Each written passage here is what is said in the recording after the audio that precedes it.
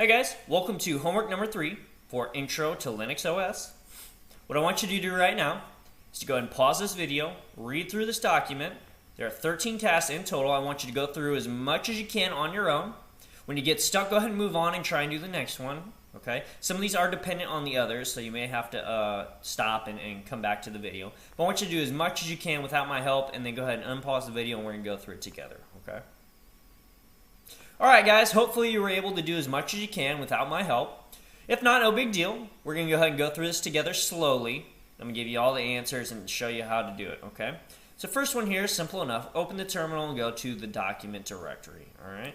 So let's go ahead and go to our virtual box here. I'll clear my screen.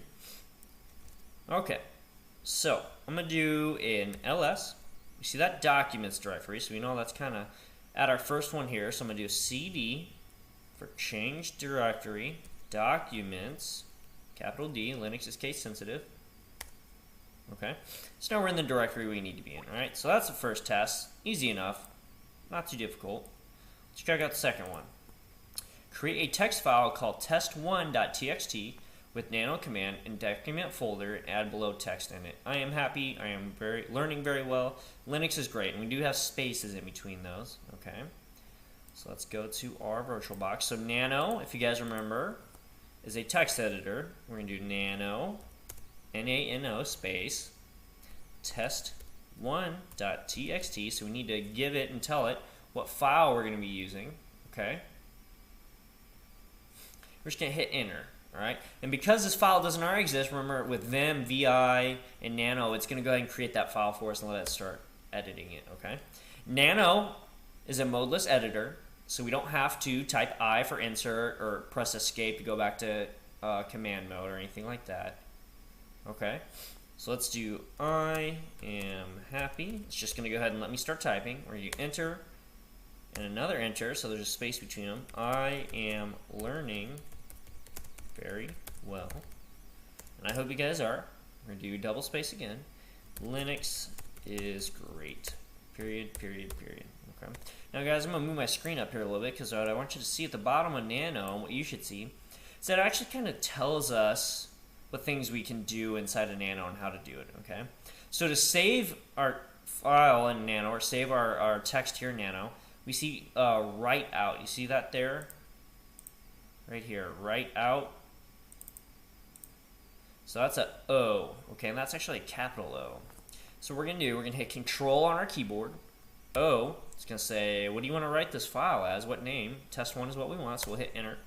Okay, so now you see it wrote 5 lines, that's saved, and to exit out of this, we'll do Control X. Okay, if you guys don't do that O or save, and we press X and it exits, there's not going to be anything in that file. Okay, so now we'll do a cat on test1. And we'll see, okay, those lines are in there. Perfect. Let's move on to our next step, which is use head command to output the first line of test1.txt file. Alright guys, so if you guys remember the head command, by default, it's going to list the first 5 lines. Head, test1.txt. And it just so happens there are 5 lines total in that file, right? We have the first line here. We have a second empty line, third line, a fourth empty line, and a fifth line, okay? So we have to actually specify we want to list only that first line. So we do that by doing the flag -n. That tells the head command we're going to specify number, okay? And the number in this case can be 1, the first line, right? And we want to give it the file to run the command on, which is test1.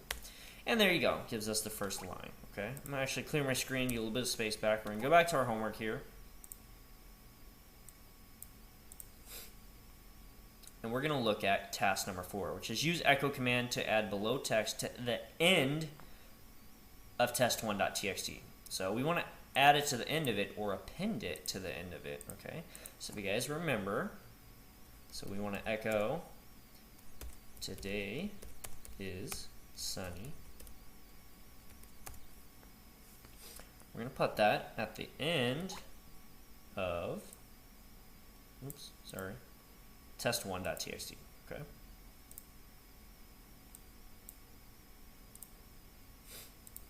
So we want to do a double redirection. We're going to put that at the end of test1.txt. Okay. Now guys, if I only put one of these, it would wipe out everything in that file and only put today is sunny. So that's why it's important to use two of these, because it's going to put it at the end of that file. And we'll prove that right here. And we see it at the end of there. Okay. Notice it didn't create a space in between the two because it just took it as is. It slapped it at the end of that file as is. Okay. Let's go back to our homework. Let's look at the next task on here.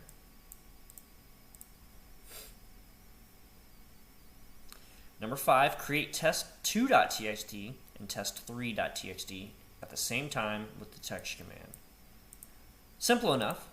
So we'll do touch, which creates empty files. We'll do test2.txt. And the test command will let you supply as many file names as you would like, okay? So I'm just going to do test3.txt on the same line. So now it's going to create both those files. We'll do an ls, and sure enough, we have test2 and test3, but they are empty. Okay? Let's move on to our next task here. It's going to be task 6. Oops.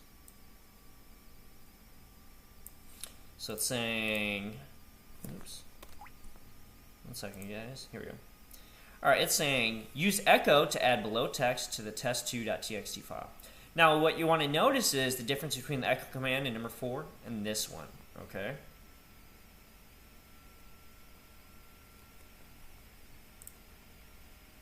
And in number 4, we use today is sunny, okay? And we threw it at the end of that. Right now, test 2 has no text in it, right? Okay. So I could do an echo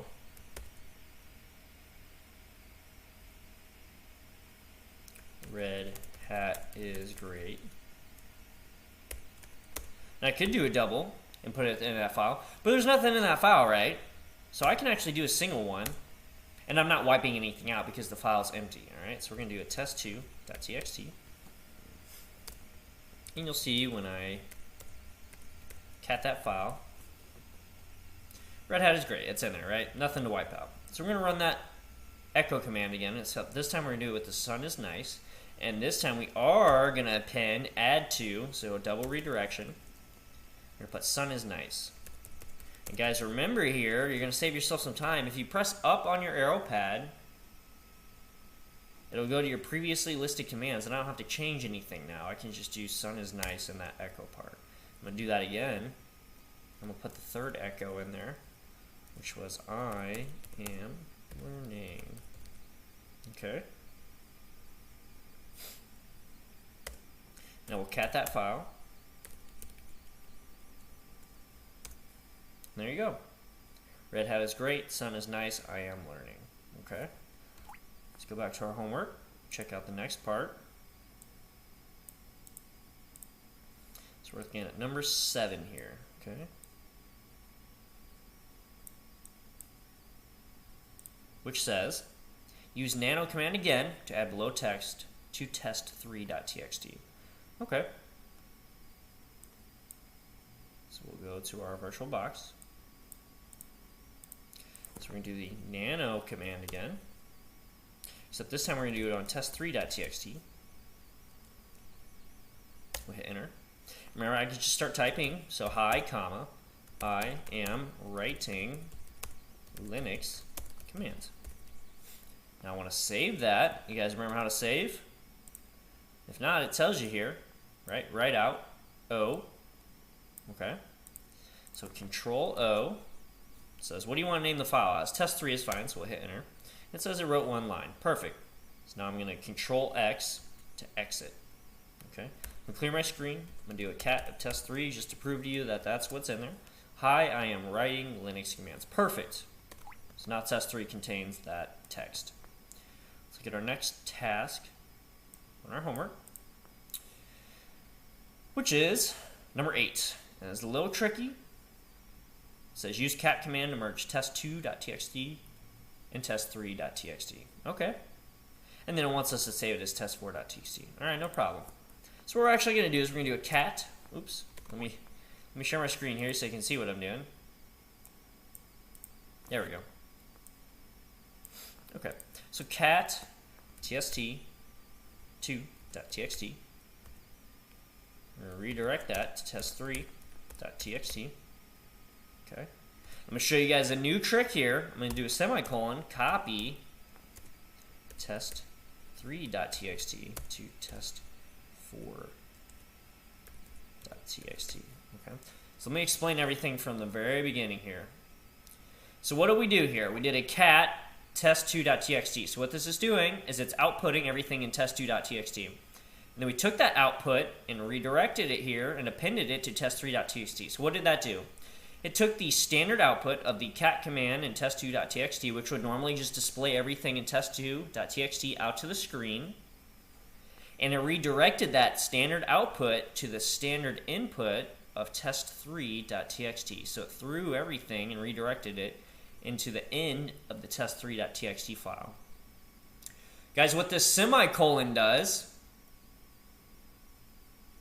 is this is just essentially a new line. This would be the same as if I just hit enter and type that command on the next line. But instead of having to type the command again, I just want to do it now. cp test3.txt test4.txt. Okay? Guys, what this does not do, this does not redirect and it does not pipe. Okay? This command after, everything after this is completely separate from this first part, okay? This is essentially just a new line, but without me having to actually type in a new line, all right? So let's prove that. Let's hit enter. Do an ls. We see test4 there. Let's cat test4. So we see, hi, I'm writing Linux commands. Red hat is great. Sun is nice. I am learning. So it combined everything in 2 and 3, and we just renamed, or we did a copy of 3 to 4, okay? We did it all in one line, which is nice. Let's go to the next part of our homework. So number 9, use tar command to zip test 1, 2, and 3 files and name it as sun. Okay. No problem. Okay, so how do we do that? So we use the tar command, C for create, V for verbose, show us what it's doing, and F to name the file. And in this case, we wanted to name the file sun. So the first part of this is the file that you're going to name. So sun.tar. So we're going to put .tar so when people see this file, they know it's a tar file. And we want to tell it what files it's going to tar. Just like the touch command, we can supply as many file names we want here. So we're going to do test1, test2. Oops, I need to put the full name, otherwise it's not going to know what we're talking about. Test2.txt. and test3.txt. Perfect. So we're going to hit enter. It tells us, okay, I tarred up these files, 1, 2, and 3. Perfect. That's what we wanted. Okay. So let's see what the next part of our homework is. And it showed us that because we put the verbose option, V. Okay. Next part of our homework says, okay, well now, oh, sorry, we forgot one part. It says open the zip file and view its files. So to do that, we're going to type in the tar command again. Tar. This time we're going to put T, which will list the contents. We'll do verbose file because we want to put the file name. We're going to put sun.tar. Okay. You see it shows permissions, who it's owned by, the group, and what the file name is. If I run that without the V command, you'll see I don't actually get as much info because it's not verbose. That's verbosely telling us. So it just tells us that now, okay, it's just the test 1, 2, and 3 file. Okay, cool. All right, now let's look at the next part of our homework, which is number 10. So it actually wants us to add test 4 now to that tar file we actually just created without unzipping it. All right, no problem. We do tar command again. Now we do an R for recursive, okay? And we do a verbose and an F for file again, okay? And we're going to use the sun.tar file because that's the file we want to add it to. And we're going to say add that test4.txt file, okay? There we go. It says, added it for you. Well, thank you. So I'm going to put T. I'm going to look at the contents of this sun.tar file again. Okay. You'll see there, okay, yep. Number 4 is in there now. Awesome. go back to our homework. Getting close to the end here, guys. Number 11, use the word count command to output the total words in test1.txt. All right. So WC for word count command. Okay. Then we're going to supply it the file. Like, what file are we running this command on? Which was test1.txt. I think it was test1. Let me double check. It was test1, right? Yeah, test1.txt. This gets us, okay, 61470. So words, lines, and characters. Perfect. So task number 12 here on our homework. Use tail command to output the last two lines in the test4.txt file. Okay. That's just like the head command we had to do earlier. So now we do tail -n to designate the number of lines we're doing. And remember, tail lists the last lines of the file. It wants us to list the last two, so we put 2. And it wants us to do that on test4.txt. Test4.txt. Boom. Sun is nice. I am learning. Okay? Perfect. Let's look at our final task here on our homework, which is use head and tail command together in a pipe on text1.txt to output only the below lines. I am learning very well. Okay. We're going to have to think about this a little bit, guys. So first, let me clear my screen, and then I'm going to cat that test1.txt file. So here's all of our lines in it. It wants this line only. I am learning very well. Well, let's count how many lines we have here. We have 1, 2, an empty line. It's empty, but it still counts as a line. 3, the line we want. 4, another empty line. 5, this line. And 6, today is sunny. Okay, so we just got to get that very last line. Okay. How do we do that? Well, we could do a head. We could specify the number of lines. We could say, all right, well, how about you give me the first 1, 2, 3 lines. Okay. And we'll say do that on test1.txt. Okay. We're going to pipe that into the tail command. Okay, so let's think about this. I have these 3 lines that are about to be outputted. I'm going to input that to the tail command, but I only want this line. So how do I get the last line on these 3 lines? Well, I could do a -n1, and that'll give me the very last line of these 3 lines, right? Let's see. Yep, sure enough. We could also do this opposite way. We could say tail and say, all right, well, actually, give me 1, 2, 3, 4. Give me the last 4 lines. -n4. Okay, so now I gotta give the file to do it on. Have the pipe there. All right, so now I have these 4 lines. It's outputting that to the screen. It's piping it into the head command. Okay, well now I need just the very first line of these 4 lines, right? Okay, so I could do a -n1. Same thing, right? So you just gotta think about what's outputting in the first part of this command. You got to pipe that into the second part of this command. You got to figure out how you can do that, all right? So piping is very handy for things like that, okay? So that's it, guys. There are no more parts to the homework. I hope you learned a lot. I hope you were able to do as much as you can on your own. And thanks for joining us, guys.